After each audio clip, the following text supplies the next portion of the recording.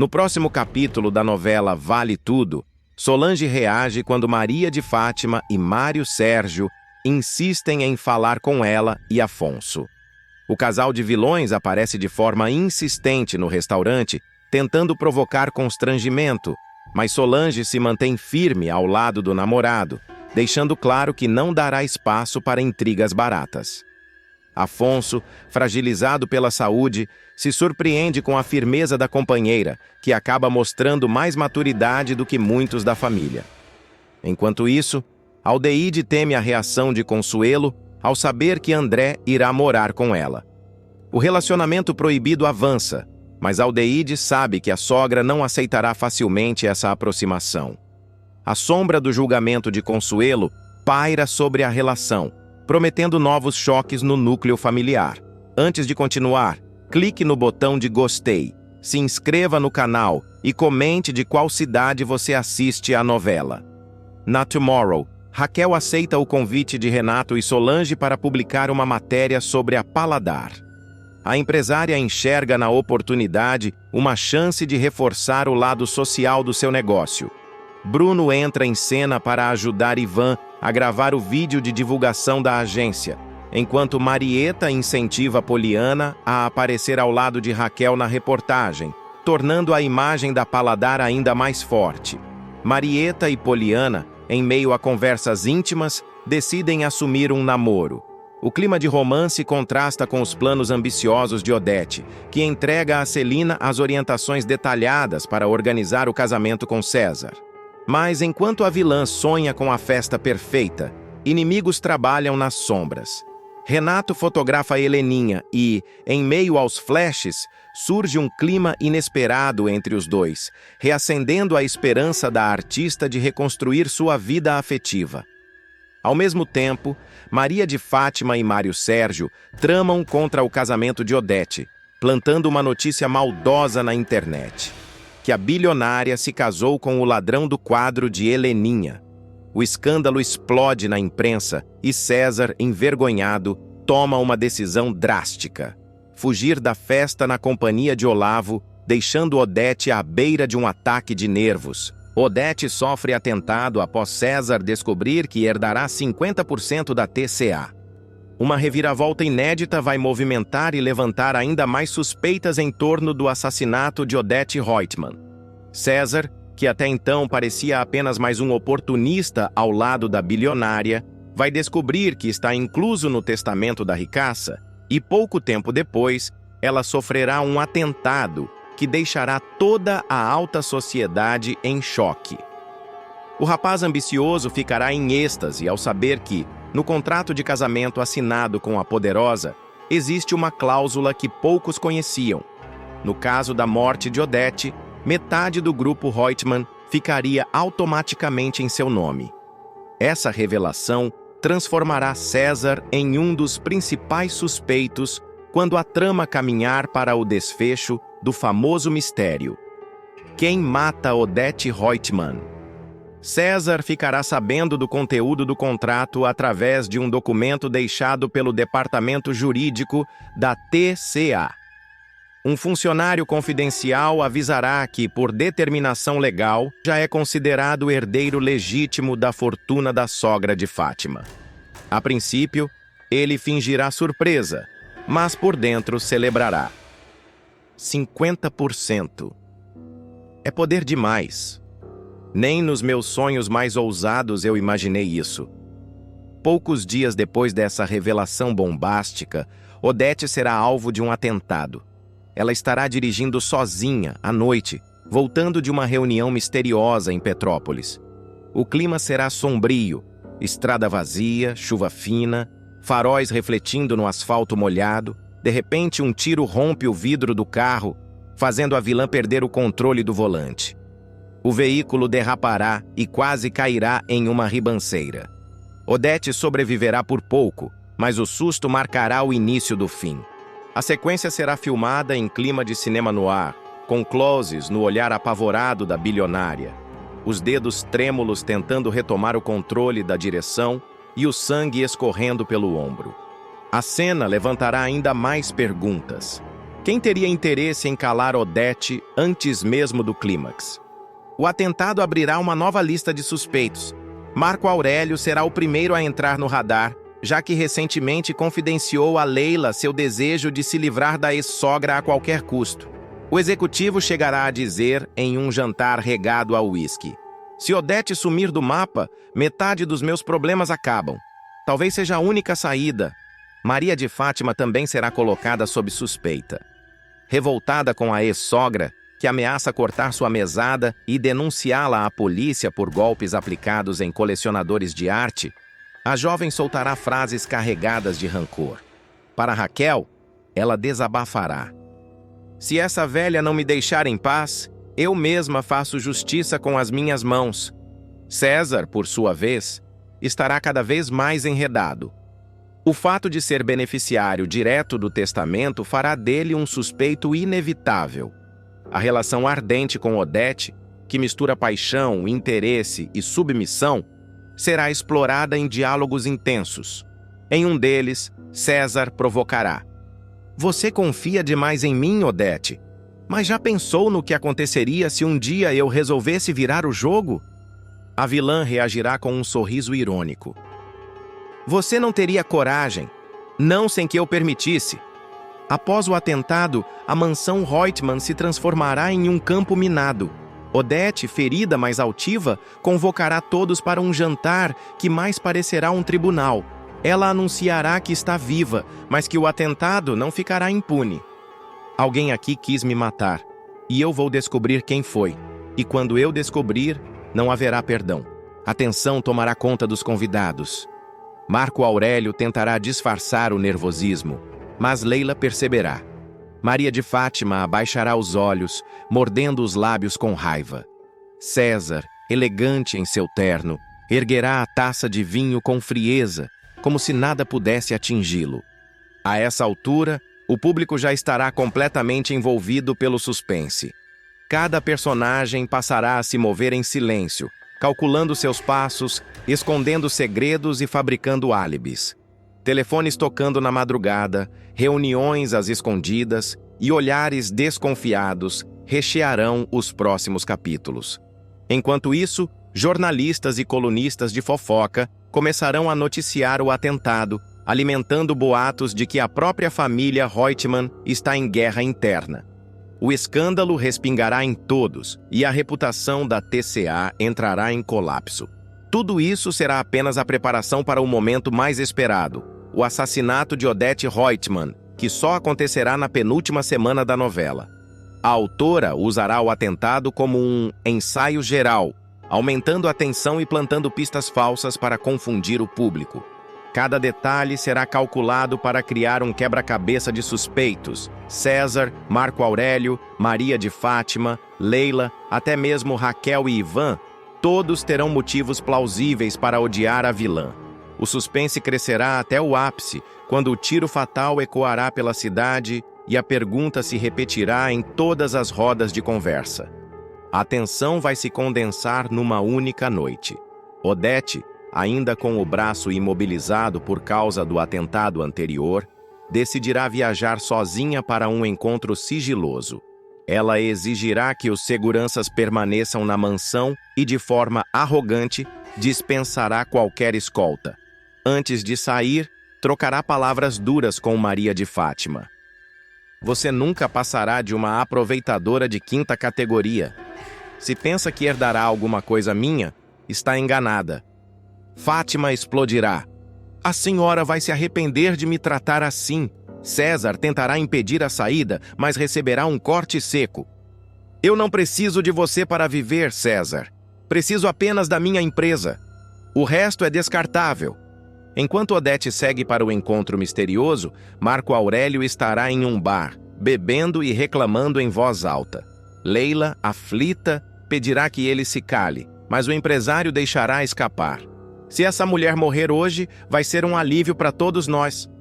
Em paralelo, Maria de Fátima arrumará suas coisas em silêncio, rasgando cartas, escondendo joias e olhando o relógio como se esperasse a hora certa de agir. César, sozinho em seu escritório, ficará diante do espelho, ajustando a gravata e repetindo frases como se ensaiasse um depoimento. Eu não tive nada a ver com isso. Eu não estava lá. A sequência do assassinato será uma das mais tensas da novela. Odete estacionará seu carro em frente a um prédio de luxo no Leblon. Caminhará decidida, sem perceber que alguém a segue de perto. O close mostrará sua expressão de irritação, os saltos ecoando na calçada molhada. De repente, uma sombra se aproxima. Um diálogo breve, quase inaudível, será cortado pelo som seco de um tiro. Odete cambaleará, levará a mão ao peito e, com um olhar incrédulo, tombará. A bolsa cairá aberta, espalhando papéis e a chave do carro no chão. A câmera subirá, mostrando apenas a silhueta do assassino se afastando rapidamente, deixando para trás o corpo da bilionária. A notícia se espalhará como pólvora.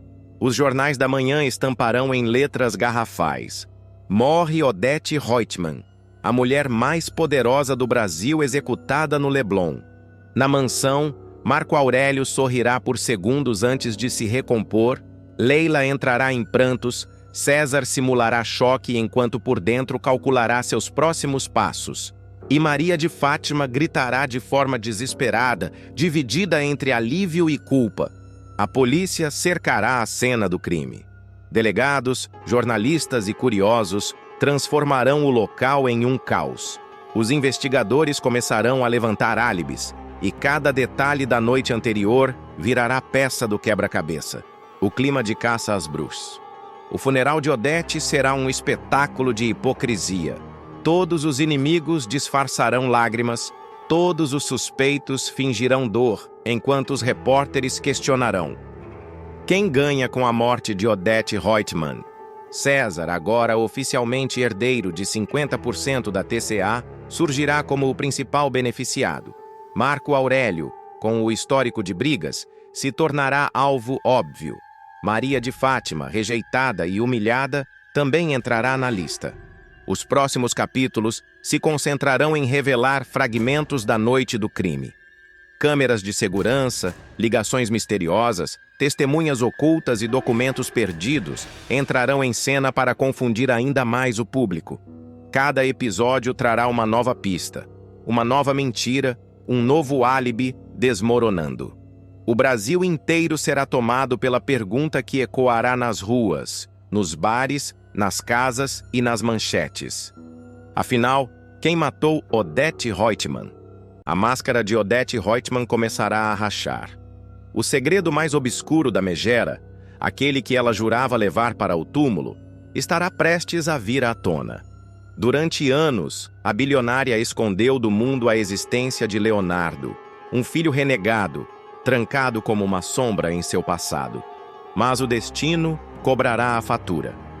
Entre chantagens sufocantes de Maria de Fátima, que passa a exigir fortunas semanais em troca do silêncio, e a determinação de Celina, que finalmente decide enfrentar a irmã, a verdade explodirá como uma bomba. O jogo de poder que sustentava Odete começará a ruir diante dos próprios olhos, quando o nome proibido, Leonardo, atravessar as paredes da mansão e ecoar como um fantasma, nada mais será igual. A luta pelo futuro de Afonso, entre a vida e a morte, cruzará o destino de todos. E Odete, que sempre acreditou estar acima da lei, da família e da moral, descobrirá que até mesmo o império mais sólido pode ruir quando o alicerce é a mentira. Tudo começará numa manhã aparentemente comum. Odete estará na sala da mansão, andando de um lado para o outro, como um leão enjaulado.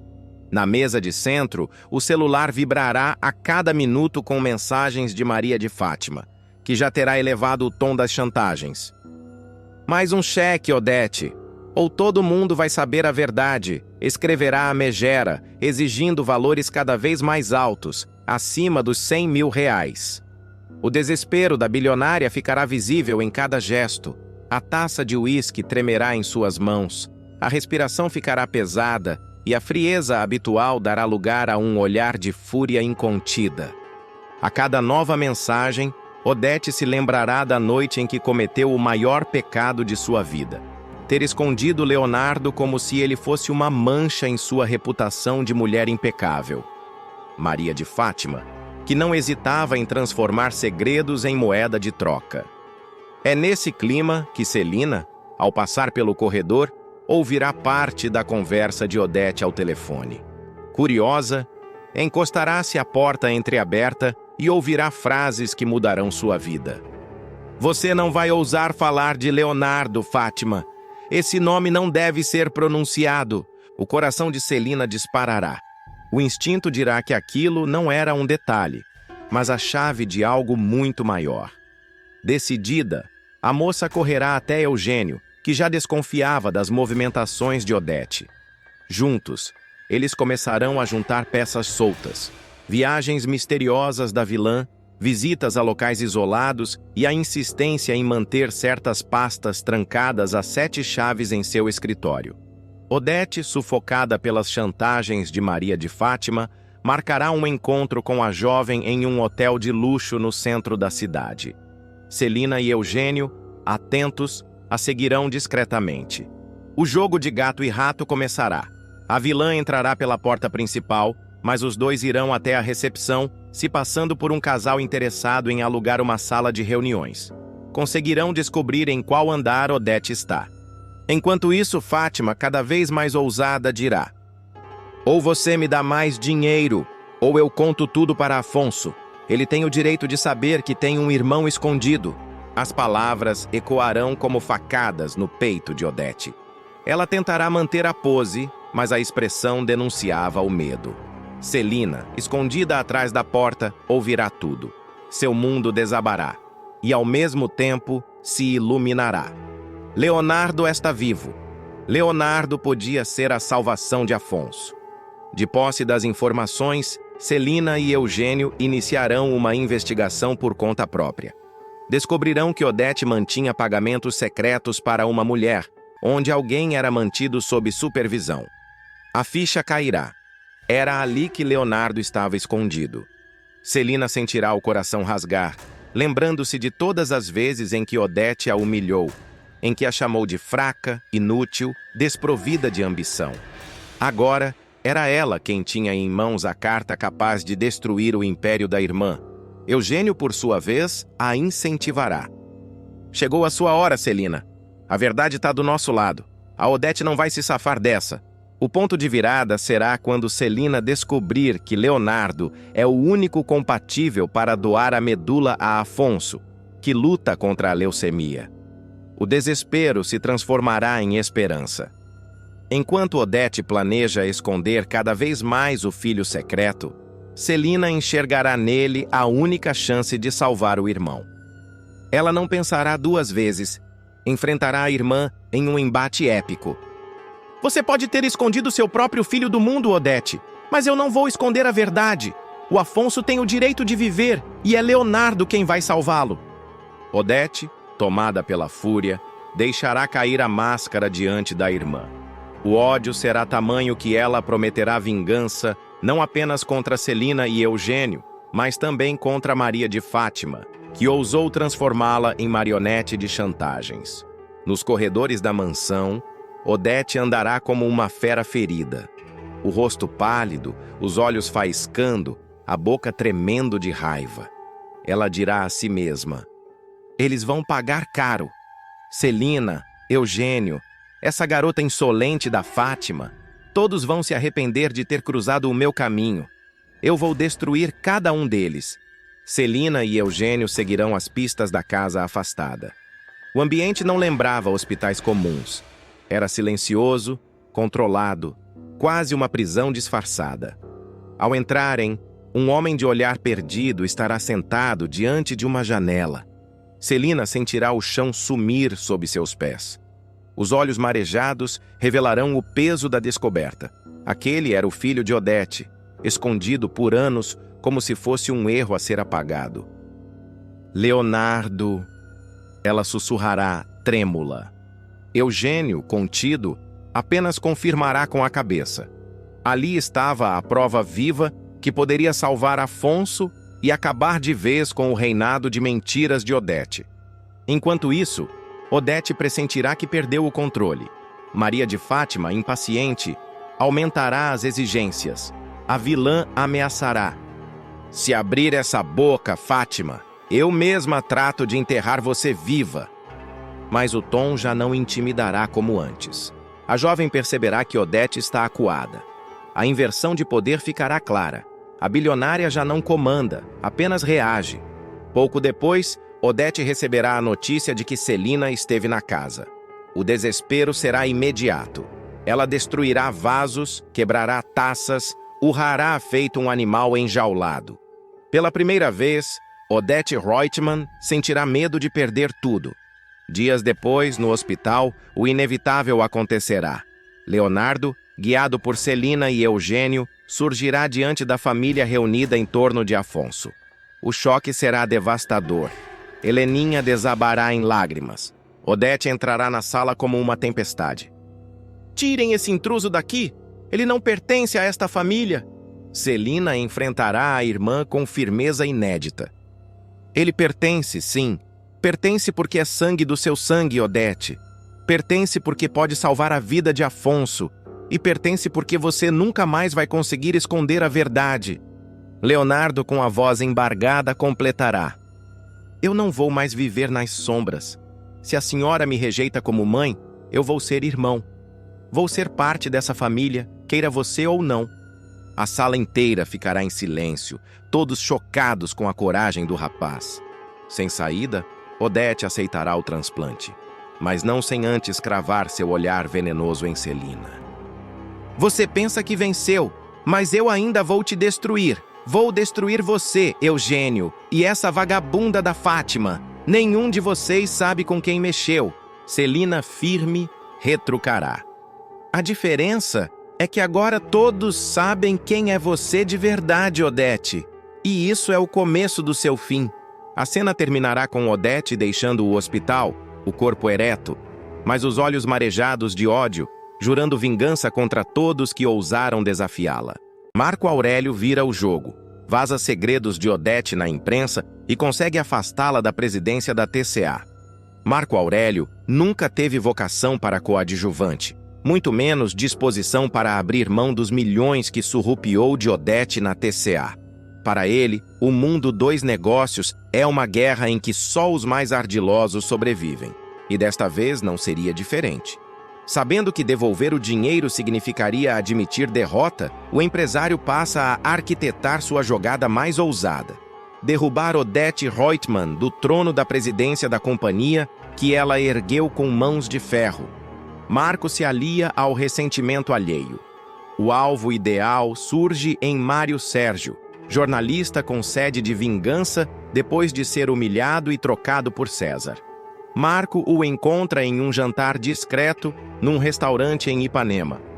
Os dois se encaram como rivais que, por conveniência, se tornam parceiros. Você quer acabar com Odete? Provoca Marco mexendo o vinho na taça. Quero mais que isso, Marco Aurélio. Quero ver ela rastejar. Devolve o jornalista com um sorriso ácido. Pois então somos dois, sentencia Marco. O pacto é selado. Não apenas contra Odete, mas contra a imagem que ela ergueu por décadas.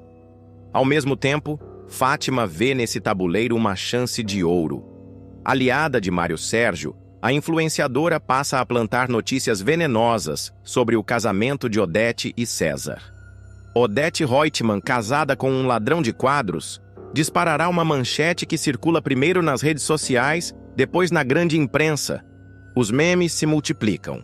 Perfis anônimos comentam que a rainha do capitalismo brasileiro agora dorme ao lado de um criminoso de galeria.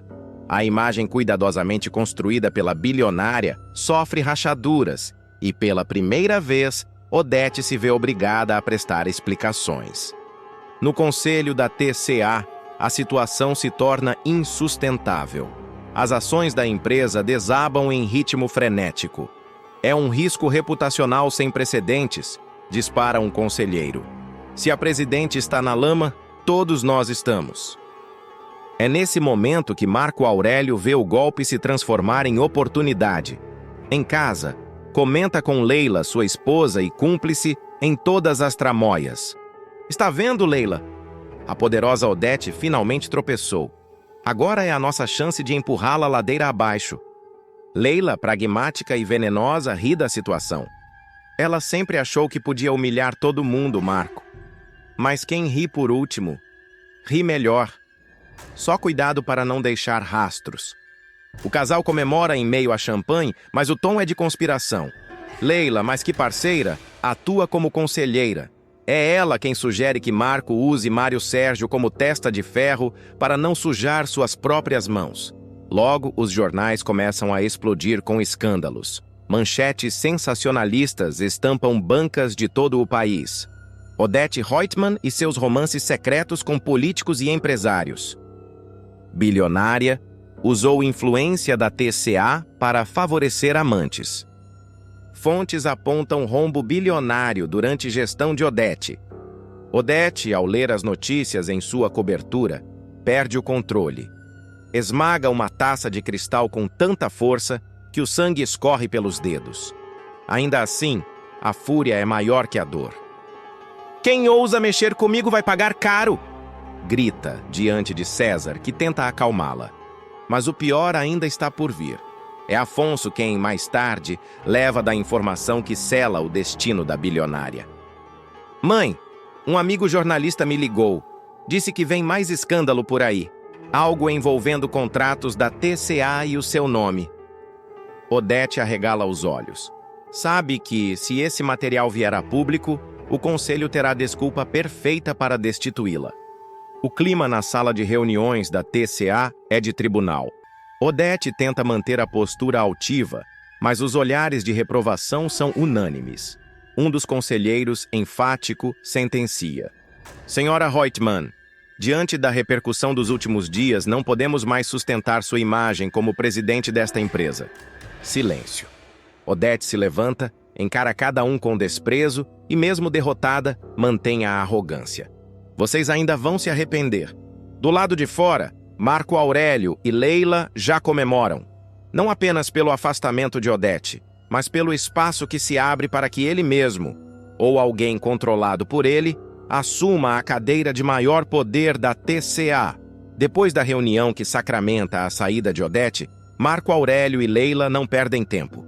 De volta à cobertura luxuosa, eles transformam a sala de estar em um verdadeiro quartel-general. Pastas, documentos e contatos de acionistas são espalhados sobre a mesa. "O conselho não quer vácuo de poder. E é aí que a gente entra", comenta Marco com um cigarro aceso entre os dedos. "Você não pode aparecer de imediato, Marco", rebate Leila, prática. "Se oferecer agora, vão desconfiar que a queda dela foi obra sua. O ideal é empurrar um nome de fachada, um fantoche." Marco sorri. O brilho de ambição em seus olhos é evidente.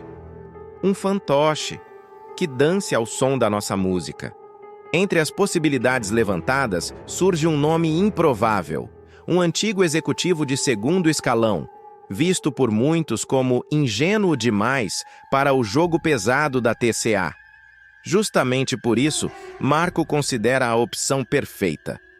"Ele não tem malícia, não tem coragem de enfrentar ninguém. Vai assinar tudo que eu mandar", explica Marco, animado. "E de quebra ninguém vai suspeitar. Parece solução de consenso", completa Leila, afiada como sempre. Enquanto isso, Odete não se recolhe em silêncio. Do alto de sua cobertura, cercada de advogados, ela planeja a contraofensiva. "Eles pensam que podem me derrubar assim?" diz, fria, encarando César. "Marco Aurélio esqueceu que eu ainda tenho dossiê sobre ele. Se eu cair, ele cai junto." César, dividido entre o papel de aliado e amante, tenta sugerir cautela. Mas Odete está furiosa demais para escutar. Sua mente já articula uma vingança que envolve não só Marco, mas também Leila, a quem considera uma arrivista sem escrúpulos. Nos corredores da TCA, executivos cochicham. Uns defendem a necessidade de estabilidade com a saída de Odete, outros temem o vácuo de liderança. O nome do executivo começa a circular, primeiro como piada, depois como proposta séria. Marco, discretamente, Se aproxima dos conselheiros mais influentes, oferecendo jantares, convites exclusivos, promessas veladas de lucros. Leila o acompanha em cada passo, elegante e venenosa, seduzindo maridos e esposas de acionistas com sua lábia social. Enquanto Marco e Leila preparam o fantoche, Mário Sérgio prepara sua própria bomba. Em sua coluna, promete revelar uma investigação secreta que pode ligar a TCA a contratos fraudulentos no exterior. A matéria, cuidadosamente escrita, não cita diretamente Marco, mas insinua que outros diretores podem estar envolvidos. Ao ler a prévia, Marco fica furioso. "Esse desgraçado quer jogar a lama em cima de todo mundo", esbraveja. Leila, no entanto, mantém a calma. "Deixe. Quanto mais caos, mais chance de a gente se infiltrar. Odete vai ser apontada como responsável por tudo. O conselho vota e aprova o nome do executivo como novo presidente interino. Na imprensa, a decisão é recebida como surpresa. Nos bastidores, Marco e Leila brindam. A coroa pode estar na cabeça dele, mas o cetro está nas minhas mãos", ironiza Marco, erguendo a taça. Leila, com um olhar malicioso, acrescenta: "E quem segura a sua mão sou eu, mas a guerra está longe de terminar." Em um jantar reservado, Odete revela a César que já acionou contatos internacionais para expor transações suspeitas de Marco Aurélio em paraísos fiscais. "Eles querem me enterrar viva, mas quem vai para o caixão é ele", dispara com um sorriso gélido. Odete não suporta assistir de camarote ao triunfo de Marco e Leila. De dentro de sua cobertura, convoca advogados, antigos aliados e até alguns inimigos de ocasião. A ordem é clara. Se eles me tiraram da presidência, vou derrubar o tabuleiro inteiro. Em uma noite chuvosa, Odete recebe em sua sala um executivo do conselho que ainda lhe é fiel. Entre goles de uísque, ela entrega um dossiê pesado. Comprovantes de transferências suspeitas, fotos comprometedoras de reuniões secretas e até um áudio onde Marco negocia favores ilícitos. "Se isso vier à tona, ele não dura uma semana", sussurra o homem. Odete sorri fria. "Então faça vir à tona. Quero ver o rosto dele estampado em todos os jornais do país." Enquanto isso, Marco e Leila celebram em um jantar luxuoso. O executivo já começa a assinar decisões sem questionar nada, transformando-se no fantoche perfeito. "Está vendo, Leila?", gaba-se Marco. "Hoje, quem manda na TCA sou eu." Leila brinda com ele, mas alerta: "Não subestime Odete. Essa mulher é como cobra. Mesmo ferida, ainda tem veneno." O destino de Maria de Fátima ainda reservará muitas surpresas. Ambiciosa, calculista e sempre em busca de uma ascensão social meteórica, a vilã passará por uma montanha-russa de acontecimentos que marcarão a reta final da trama. Ela dará à luz em meio a humilhações, entregará o próprio filho para uma adoção ilegal, será rejeitada pela mãe Raquel e, como se não bastasse, terminará envolvida em um casamento de fachada com um príncipe italiano. Maria de Fátima dará à luz um menino. A cena será marcada por dor, desespero e solidão. Ao contrário do que sonhara em sua juventude, a moça não terá ao lado um marido rico nem um lar luxuoso. O pai da criança, César, não moverá um dedo para ajudá-la. Preso em sua relação com Odete Reutemann, ele simplesmente ignora os apelos da ex-amante. Revoltada, mas sem alternativa, Fátima engole o orgulho e bate à porta da mãe. Raquel, agora empresária respeitada à frente da Paladar, abre a porta com frieza. A cozinheira até demonstra compaixão pelo bebê, mas é categórica. "A minha casa não é abrigo para seus caprichos, Fátima. Mas esse menino não tem culpa de nada. Se quiser, eu cuido dele." A fala corta como faca. Pela primeira vez, Maria de Fátima se vê diante do abismo de sua solidão. Determinada a não depender da mãe, Fátima arma outro plano. Ao lado de Olavo, ela encontra um casal estrangeiro disposto a pagar dólares por uma adoção ilegal. A vilã, fria como poucas, entrega o filho em troca de dinheiro. A sequência será um dos momentos mais fortes da novela.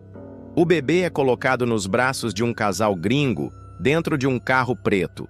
Fátima respira fundo, segura as lágrimas e afirma: "Agora sim, a minha vida vai começar de verdade." Mas o destino prega peças. Raquel, ao descobrir a tramóia, corre até o aeroporto. Com um misto de desespero e coragem, ela se coloca diante do casal e ameaça chamar a polícia. Os estrangeiros, assustados, recuam e entregam a criança. Com o neto nos braços, Raquel volta para casa decidida a criá-lo como se fosse seu próprio filho. Ao saber que a mãe impediu a adoção, Maria de Fátima tem uma reação contraditória. Por um lado, sente-se aliviada por não ter cometido um crime irreversível. Por outro, teme perder o controle sobre o filho. Ela então decide tentar se reaproximar da mãe. Para isso, aposta numa cartada ousada: roubar provas contra Odete Reutemann. Ciente de que Ivan corre perigo, Fátima invade o escritório de Odete e consegue documentos que provam o suborno cometido dentro da TCA. Ao entregar o material a Ivan e Raquel, a vilã surpreende os dois. Raquel, emocionada, vê na filha um lampejo de humanidade e decide acolhê-la novamente. Pela primeira vez, mãe e filha passam a viver juntas, unidas pelo bebê. A convivência entre Raquel e Fátima, porém, não demora a se transformar em campo minado. Apesar de ensaiar gestos de carinho, a ambição de Fátima sempre fala mais alto.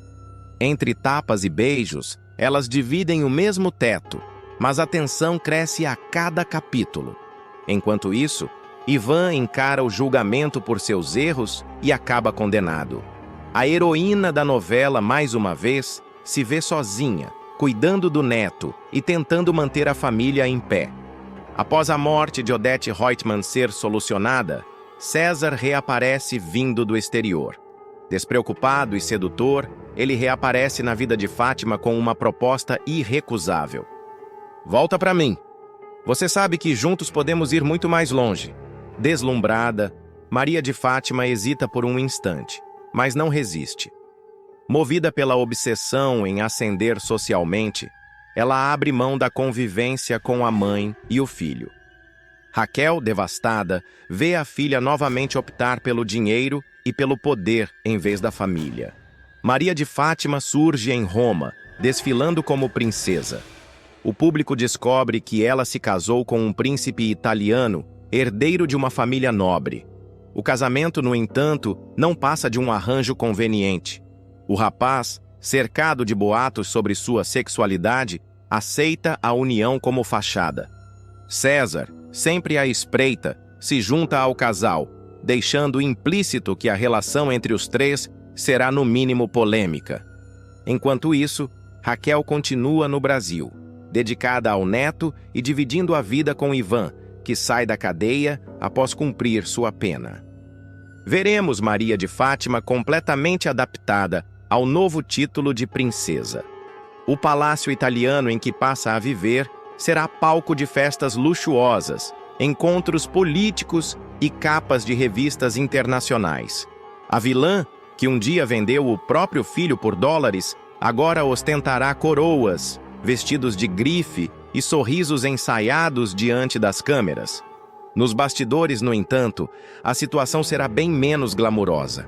O príncipe, distante, frio e envolvido em seus próprios segredos, deixará claro que o casamento não passa de conveniência. Maria de Fátima aceitará o jogo, desde que continue no centro dos holofotes. Ela se tornará tema de fofocas internacionais, apontada como interesseira por uns e admirada como símbolo de superação por outros. A personagem, como sempre, saberá usar a mídia a seu favor. Apesar de toda a pompa, o coração de Maria de Fátima continuará preso a César. Ele viajará constantemente a Roma e será recebido em jantares discretos, onde os dois reatarão a paixão proibida. O príncipe, ciente da relação, se calará. A presença de César ajudará a acalmar os rumores sobre sua sexualidade. Nessas cenas, a vilã mostrará que, Mesmo alcançando o posto máximo de status social, continua a mesma mulher, obcecada por poder, sedução e dinheiro. O romance clandestino se tornará ainda mais ousado, com viagens secretas, hotéis 5 estrelas e promessas de império. Enquanto isso, no Brasil, Raquel assumirá de vez a criação do neto. Ao lado de Ivan, ela construirá um núcleo familiar sólido e afetivo, em contraste direto com a vida artificial de Fátima na Europa. O garoto crescerá cercado de amor, aprendendo os valores que a mãe nunca soube oferecer. Raquel, apesar da dor da perda simbólica da filha, encontrará forças para seguir. A empresária entenderá que o destino traçado por Maria de Fátima não pode ser mudado, mas que cabe a ela garantir que o neto não repita os mesmos erros. Em um baile no palácio, a câmera mostrará a princesa sorrindo para fotógrafos, segurando uma taça de champanhe. Do outro lado do salão, César a observa com um olhar cúmplice. Num corte rápido, vemos Raquel no Brasil, à mesa com Ivan e o neto, partilhando uma refeição simples, mas carregada de afeto. Duas realidades opostas, dois destinos traçados. Enquanto Maria de Fátima alcança tudo o que sempre quis, paga o preço da solidão e da falsidade. Raquel, por sua vez, sem riqueza ou títulos de nobreza, conquista aquilo que sempre valorizou: amor verdadeiro e família. Anos depois, já como princesa, Maria de Fátima aparecerá em uma entrevista internacional. Com ares de soberba, falará sobre filantropia, moda e compromissos reais.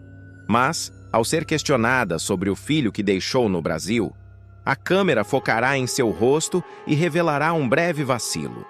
Olhos marejados, respiração presa. Ela logo retoma a pose, mas o público perceberá a fenda em sua armadura. Paralelamente, Raquel assistirá à entrevista pela televisão com Ivan e o neto ao lado. O menino, curioso, perguntará: "Vó, quem é essa mulher?" Raquel acariciará os cabelos da criança e responderá apenas: "Uma pessoa que fez suas escolhas." Será dois mundos irreconciliáveis. Maria de Fátima, poderosa mas distante, cercada de segredos e aparências. Raquel, simples mas plena, cercada de amor verdadeiro.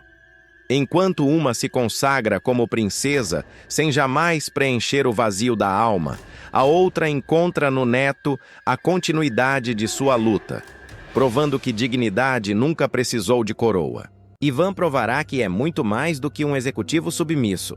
Ele dará uma guinada radical em sua vida ao fundar a sua própria agência de viagens, a ousada e promissora Mundo para Todos, com foco em turismo acessível, democrático e inclusivo.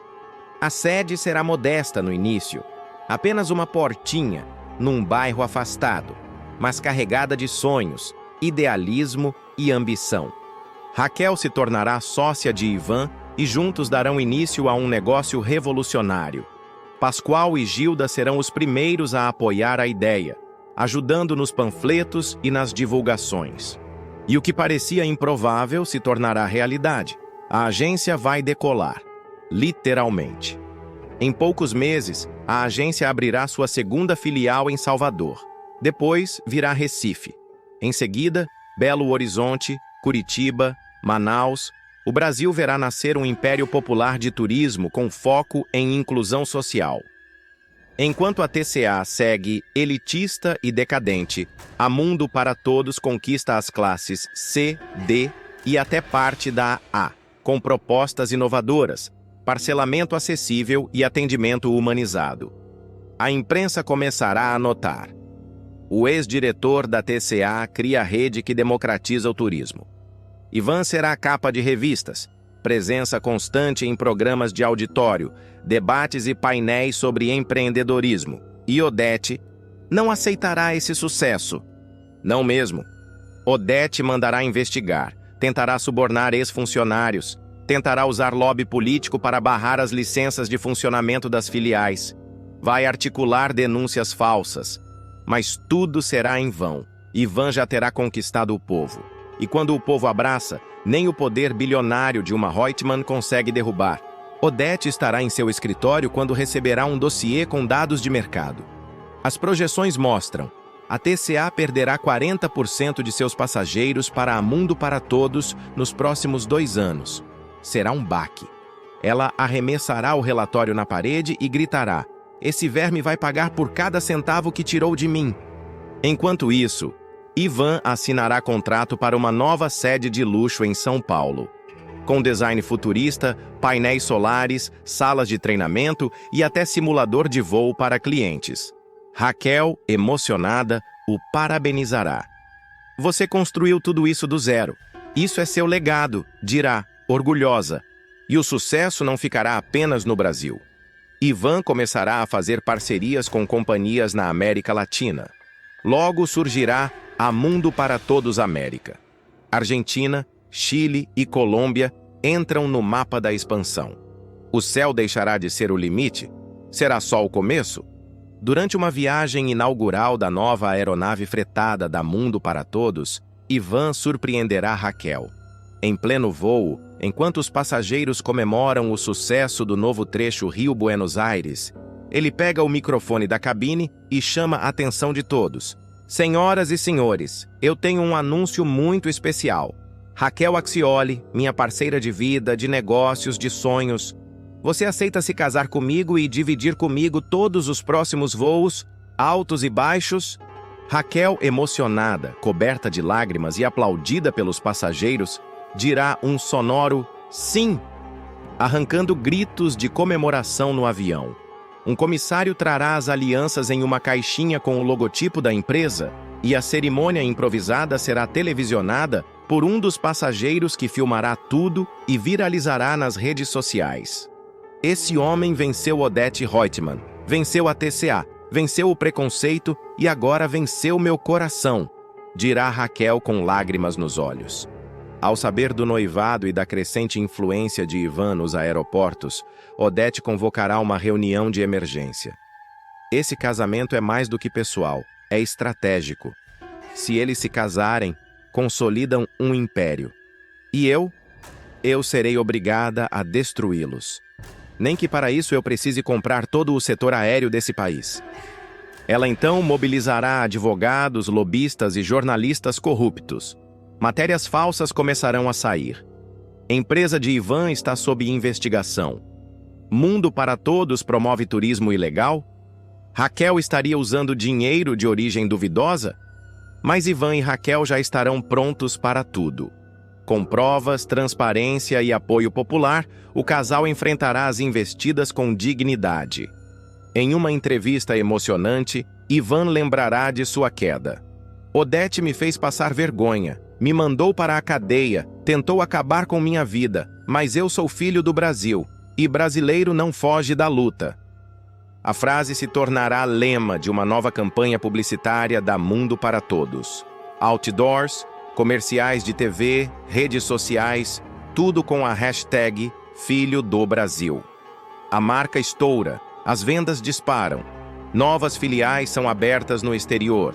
Portugal, Espanha, México, África do Sul. A elite começa a tremer. A mídia conservadora questiona: estamos entregando o mercado para um ex-presidiário? E a resposta popular vem em coro: estamos entregando para um visionário. Raquel, agora uma das mulheres mais ricas do país, lançará um projeto de turismo inclusivo para mulheres negras, mães solo, pessoas com deficiência e idosos. A Mundo para Todos criará pacotes com acessibilidade, suporte e foco em experiências transformadoras. Ao lado dela, Ivan se torna símbolo de superação masculina, quebrando estereótipos e inspirando milhares. Workshops, cursos, palestras motivacionais. A imagem do ex-executivo virará case de sucesso internacional. Em meio ao auge da expansão da Mundo para Todos, uma tragédia quase acontece. Durante o voo inaugural do trecho Brasília-Lisboa, um problema técnico obriga o piloto a realizar um pouso de emergência. Investigadores revelam que houve sabotagem no sistema de navegação da aeronave. E o pior, Ivan estava a bordo, com mais 4 executivos da empresa. Se aquele avião não tivesse pousado, teríamos perdido nosso fundador, dirá Raquel, devastada. A Polícia Federal entra no caso. As suspeitas recaem sobre um ex-funcionário da TCA, demitido recentemente. Mas nos bastidores, rumores indicam que alguém mais poderoso está por trás do plano. Odete Reutemann, disposta a eliminar o rival de vez. Em um novo golpe baixo, Odete decide atacar Raquel, que agora é a responsável pelos projetos sociais da Mundo para Todos. Um dossiê apócrifo surge na imprensa, alegando que a empresária desviou verba de ONGs e superfaturou contratos. Tudo falso, mas poderoso o bastante para colocar a reputação de Raquel em xeque. Com a mídia sedenta por escândalos, os programas de auditório se dividem. Alguns defendem Raquel, outros exigem investigação imediata. Ao vivo, ela rebate as acusações com firmeza. Eu vim da cozinha, não tenho medo de panela de pressão nenhuma. A pressão política cresce. Incentivados por Odete, deputados aliados tentam descredenciar a Mundo para Todos, acusando a empresa de receber incentivos fiscais ilegais. Uma CPI do turismo popular é instaurada. Ivan será intimado a depor no Congresso Nacional em uma sessão televisionada. Câmeras, jornalistas, flashes. A audiência terá recorde de público. Com voz firme, Ivan declara: "Eu não criei essa empresa para lavar dinheiro. Eu criei para lavar a alma de quem nunca pôde viajar." O Brasil aplaude. Hashtags de apoio explodem nas redes. E a CPI, pressionada pela opinião pública, começa a ruir por falta de provas. Mas o estrago emocional deixará marcas profundas no casal. Na calada da noite, uma correspondência chega ao endereço da mansão. Dentro do envelope, várias fotografias em preto e branco. Ivan, jovem, aparece ao lado de figuras misteriosas. Entre elas, um homem foragido por corrupção e tráfico de influência no setor aéreo. A carta vem com uma única frase escrita à mão: "O passado não viaja de classe econômica." O casamento civil de Ivan e Raquel está marcado, mas a noiva desaparece. Seu celular some do radar. Sua última localização é próxima a uma rodovia deserta. Ivan entra em desespero. A mídia especula se houve fuga, sequestro, golpe ou desistência. Mas a verdade é ainda mais sombria. Raquel foi dopada por um capanga a mando de Odete, que tenta levá-la para fora do país em um jato clandestino, com o pretexto de salvá-la de um casamento com um criminoso. Quem aparece para impedir o embarque é ninguém menos que Pascoal, com uma denúncia anônima em mãos. A operação policial que se segue será uma das cenas mais eletrizantes da novela.